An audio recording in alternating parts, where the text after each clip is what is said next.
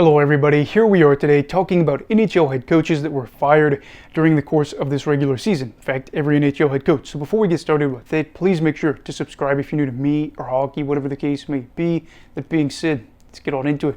So I did want to kick off this video by saying I never want anybody to get fired, but we do see a lot of NHL coaches fired along the way. And I kind of wanted to talk about all these coaches and what order they get fired and all that along the way for this season. So we are going to be kicking it off with the very first coach to get fired, and that was Jay Woodcroft. This one was relatively surprising when it happened because in 2022, the Edmonton Oilers made it to the Western Conference Final, and they ended up losing to the Colorado Avalanche, who would go on to win the championship. Following year, they would again make it to the playoffs and then lose in the second round to the eventual champions, the Vegas Golden Knights. So you're looking at this team and saying, they have been in the thick of it the past 2 years. They've lost to the eventual champions with Jay being the head coach. Unfortunately, though, they got off to a very slow start, and he wasn't able to overcome it. Fortunately for Edmonton, when they ended up hiring his replacement, which was Coach Knobloch, that was able to kind of get things going for the team as they ended up going on to the Stanley Cup Final. They lost in Game 7, but for Jay, it had to be heartbreaking knowing you had had a team that you had coached that had been really successful in recent years, especially compared to the standards you had seen in Edmonton before, go on and have that success without you. Maybe he'll go somewhere else. Yeah, he was the first head coach fired in the year. And then the second head coach that was fired during the season was Dean Evason. Now, Evason had been the head coach for a good long while for the Minnesota Wild. It was 3 full seasons, I do believe, that he was the head coach, and had 2 partial seasons that were sandwiched in that time, or they were the bun, if you will, on each side. And this one was unfortunate because Minnesota had been a pretty good team in recent years. Yes, they would always lose in the first round, but they had some really good regular seasons, and you were hoping that maybe, just maybe, they could continue the trend and get through in the postseason, even if it was winning one round for a franchise that has seen them consistently knocked out in either the qualifying round or the first round for, well, like 10 years now. Completely understandable, but much like we saw with Woodcroft, the Wild got off to a slow start and they weren't able to overcome it. Evason was again fired because of that. The Wild weren't able to go on a run like the Oilers were, where they weren't even able to make it to the playoffs, and they certainly weren't anywhere near the Stanley Cup Final. We will see if things work out for Evason somewhere else, and we'll also see if Minnesota can become a playoff team next year. And then the third head coach that was fired during the course of the season was Craig Berube, and he was a Stanley Cup winning coach for the St. Louis Blues. In fact, he was the coach that guided them their first Stanley Cup ever when they beat the Boston Bruins in 2019. And they had a lot of success as they were able to follow that up the next season with the top record in the Western Conference. But I think a big thing that was an undoing for the Blues in recent years was the fact that after that run to the Stanley Cup Final, nothing really ever materialized. They continued to underperform, especially over the past 2 seasons. And it looked like St. Louis was probably going to have him on the hot seat at the start of the year.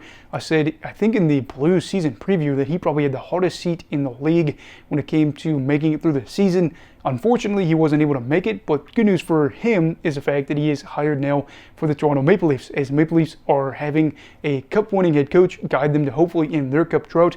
St. Louis, though, of course, made the decision to move on from him, and I'm hoping for both sides it works out. And then the fourth coach that was fired during the season was DJ Smith. This one felt like almost a guarantee that this could happen if things went poorly, because Smith had been the head coach for multiple seasons, in fact 5 seasons with the Ottawa Senators, and they never made the playoffs. In fact, a lot of these years they weren't anywhere close to making the playoffs. Now, not this season, but the season prior to this, there was, again, better results. So you thought, okay, if DJ gets them closer to a wild card, you'd have to feel like he's going to be pretty secure, but they got out to an 11-15 record.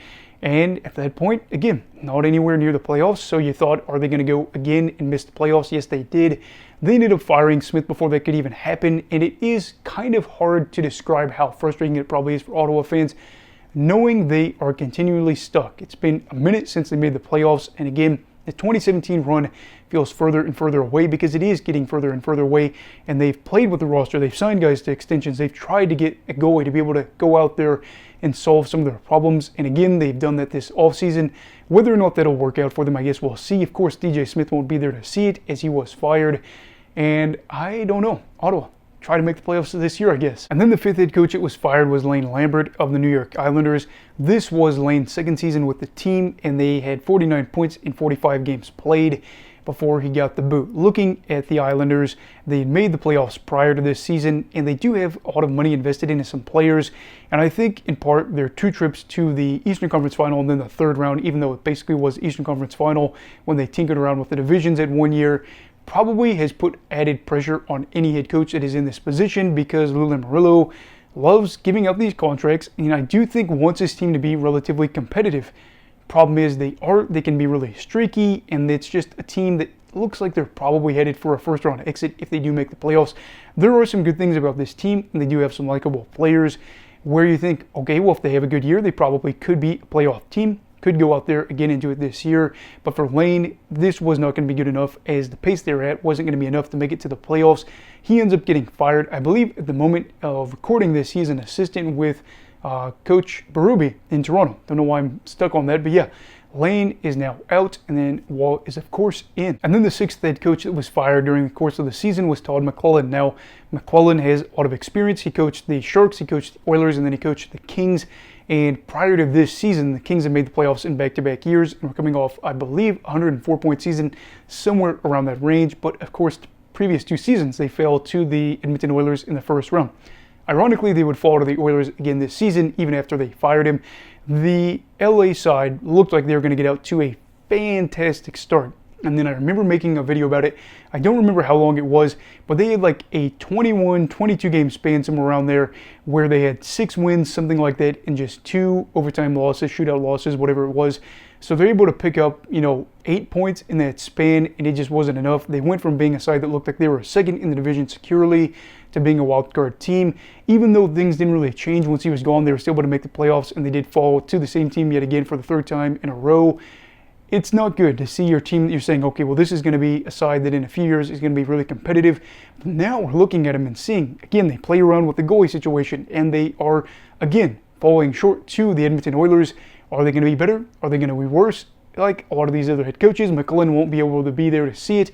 But yes, he was booted from LA. And then the 7th head coach that was fired during the course of the season was the man, the myth, the legend, Lindy Ruff. Now, Ruff had a year prior to this where the Devils had 112 points. In this season, like everybody, I was hyped on the Devils, and I was like, yeah, they should be a playoff lock, probably a lock for top 3 in their division. In fact, I guarantee that I said that they would be probably at least 3rd in the Metro.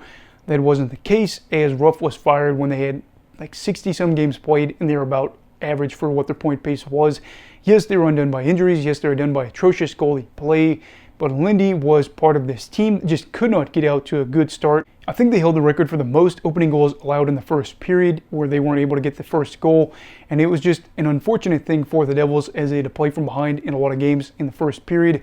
And it is what it is. Now, good thing is for Lindy, for all he was fired, he ends up going back to Buffalo to be head coach there yet again for them. But he's probably frustrated knowing that he needed a goalie to make things better, as you have the 2nd or 3rd worst save percentage in the league for your goalies, and they go out and they get Jacob Markstrom. So you're just looking at that and probably thinking, guys, if you could have given me Markstrom, maybe, just maybe, we weren't going to be a playoff team this season, but we would have certainly been a playoff team this upcoming season. And I truly and firmly believe that. The Devils, like I said last year, are a lock for the playoffs this year. I know I said that last year and I was wrong, but if they are going to miss again this year, I'd be shocked. As Timo Meier got off to a slow start too, and then heated up as the season went along. I'm pretty high on New Jersey this year. Don't know if I'll be as high as saying, oh, they're going to win the division, but I have high hopes for the Devils. Speaking of the Buffalo Sabres, Don Granato was fired as a Buffalo Sabres head coach. And this was so unfortunate because of the fact that just prior to this season, the Sabres looked really hopeful. Super young team, scoring a lot of goals and on the up and up. And this season, that didn't happen. They weren't anywhere close to being a wild card team. And once again, the playoff drought continued. Don ends up being the guy that gets blamed for all this. And partially, yes, I totally understand that, but it's just so sad to see a guy that at the end of one season, fans are saying maybe he can be the guy to get us to where we want to go. So the next, them chanting for him to get fired. There were a lot of really embarrassing losses for the Sabres team. Not everything went perfectly for them. Again, the power play percentage, I think, dipped a lot. They scored a lot less goals than they did the season prior. But there's still reason to be hopeful. But of course, Don is not going to be there. Lindy is. Maybe Ruff will be able to guide them back to the Stanley Cup final like he did back in the day. But for the Sabres, making a coaching change yet again, as it's kind of been a coaching carousel in recent years, maybe, just maybe, Ruff will be the answer yet again for another 10 plus years. And then you had the 9th head coach getting fired. That was David Quinn of the San Jose Sharks. This one was understandable, but it was a little bit surprising, at least for me, because he had a 3-year deal, and this was the 2nd year of that 3rd-year deal, 3-year deal, if you will. And I thought, yeah, he's going to get fired. Absolutely. When he signed this deal, I thought there's no way that he ends up making it to another contract. But I thought, yeah, he's going to get those 3 years after he made it through the first year. This year was particularly bad for the Sharks. Multiple, 9+ game losing streaks. They had a lot of blowout losses, 2 at least where they allowed 10 goals. And just not a team that was really exciting. Now, they did go out there and get Macklin, Celebrini and all that. But Quinn, of course, knowing that this team is going to be bad, doesn't get to see Celebrini out there and be able to coach him. I know that with what we saw with him in the Rangers, I did not want him to take this job because I know it's going to look really bad on his resume. But a lot of these coaches get multiple opportunities. And I did say going into this, you're kind of wondering if he's going to be able to guide these youngsters and help them develop. And maybe that was part of their decision as they go out and get a different head coach. But you already know the man, the myth, the legend, Tyler Toffoli signed a 4-year deal with him. Really hoping that he can actually play well because I'm a big Toffoli fan. I'll probably try to tune into more Sharks games this year. We'll see what happens with him. And then the second to last head coach that was fired this season was Dave Hextall. Now, Hextall was the only, or is the only head coach at the moment to have coached a game for the Seattle Kraken. And the team missed the playoffs in the first year. Second year went really well for them, and then they regressed this past year. They were kind of in the playoff conversation like January-esque when they went on a little bit of a run there. And then they had that game against Vegas. It was super fun where they ended up winning. And you're like, oh yeah, they're getting streaky. They're not allowing a lot of goals. Maybe they can find a way to get there.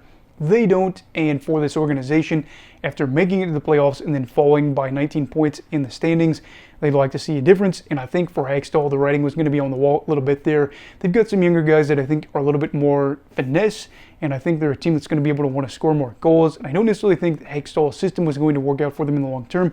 They've signed some deals that, of course, as well could fit his system, but I do think for the team, they're looking to go a little bit different of a route, and it's okay. It's going to happen, but for him, it's tough to get fired after making it to the playoffs and then the following season not having a terribly atrocious year.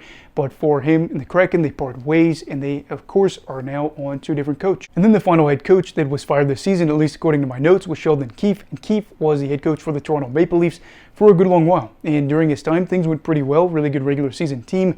They won a division title. They were able to go to the playoffs every single year, and were a side that was fun until the playoffs started. But they were fun if you weren't a Leafs fan because you knew they were going to collapse. And the power play times dried up. They had inconsistent goaltending. They had moments where they took atrocious penalties, and they weren't even while they were under pressure. They were just bad penalties. And with Keefe winning the postseason series against against the Lightning, not this season, but the season prior, you thought, okay, as long as he gets out of the first round this year, he's probably relatively safe. But once again, they failed to make it out of the first round, and he gets a boot. But like we saw with Berube, and like we saw with Ruff, he is coaching another team, this time the New Jersey Devils. So kind of like we saw with Peter Laviolette going from the Capitals to the Rangers, I think you're seeing a deal with Keefe going from Toronto to New Jersey, or maybe things go better for him. I don't really know. Maybe New Jersey underperforms and Toronto continues to maintain that success.